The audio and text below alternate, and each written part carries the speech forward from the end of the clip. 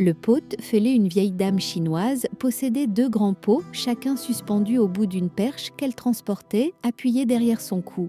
Un des pots était fêlé alors que l'autre pot était en parfait état et rapportait toujours sa pleine ration d'eau.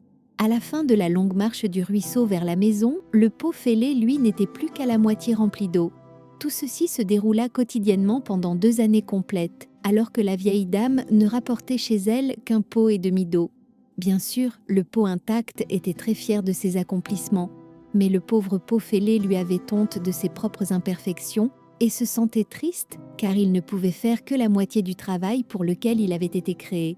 Après 2 années de ce qu'il percevait comme un échec, il s'adressa un jour à la vieille dame alors qu'ils étaient près du ruisseau. « J'ai honte de moi-même parce que la fêlure sur mon côté laisse l'eau s'échapper tout le long du chemin lors du retour vers la maison. » La vieille dame sourit. « As-tu remarqué qu'il y a des fleurs sur ton côté du chemin et qu'il n'y en a pas de l'autre côté ?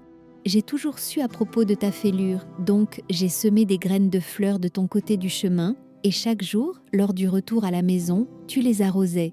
Pendant 2 ans, j'ai ainsi pu cueillir de superbes fleurs pour décorer la table. Sans toi, étant simplement tel que tu es, il n'aurait pu y avoir cette beauté pour agrémenter la nature et la maison. Nous sommes tous des pots fêlés. Chacun de nous a ses propres défauts et fêlures, c'est ce qui nous différencie les uns des autres et nous rend si particuliers. Reconnaissons et acceptons nos imperfections. Elles trouveront ainsi leur utilité pour fleurir le jardin de notre vie. Sachons nous accepter nous-mêmes et accepter les autres comme ils sont, en appréciant particulièrement ce qu'il y a de meilleur en chacun de nous. Nos fêlures et blessures sont notre richesse. Nos expériences, même les plus douloureuses, contribuent à façonner notre identité et notre résilience. Chaque épreuve traversée, chaque cicatrice mentale ou physique, porte en elle une leçon précieuse qui nous enrichit intérieurement.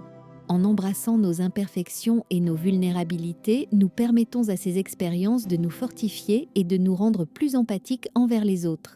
Ainsi, nos blessures deviennent des points d'ancrage pour la croissance personnelle, nous rappelant que la beauté réside souvent dans l'imperfection. Célébrer nos fêlures, c'est accepter l'humanité dans toute sa complexité et sa profondeur. Transformons nos failles et vulnérabilités en force et talent.